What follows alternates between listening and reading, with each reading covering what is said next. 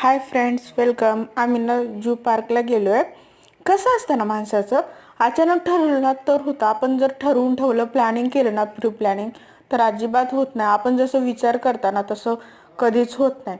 तुम्हाला माहिती आहे का, माझं लग्न झालं ना तेव्हापासून मला हैदराबादला जू पार्कला फिरायला जायचं होतं हैदराबादमध्ये, पण ते शक्य झालंच नाही. आम्ही फक्त प्लॅनिंग करत राहिलो आणि आज जाऊ तू, पण तसं झालं नाही.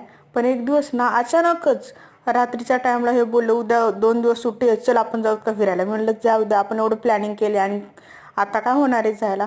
तर लगेच फोन उचलले आणि त्यांच्या मित्राला फोन केला की नाही का, ट्रेनचे तिकीट वगैरे काढ म्हणून. आमचं एकदम एवढं अचानक तयार झालं ना, आम्ही रात्रीच्या 2 वाजता ट्रेनने गेलेलो आहे आणि सकाळी 6ला तिथं पोहोचलो ना.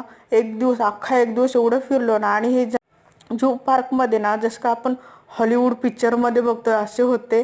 भीतीदायक पण होते आणि छान पण होते. खूप सुंदर वातावरण होतं आणि हे बघा, नेचर तर एवढं छान होतं ना, आम्ही त्यामध्ये जास्त रमलो होतो. चला भेटू पुन्हा, बाय.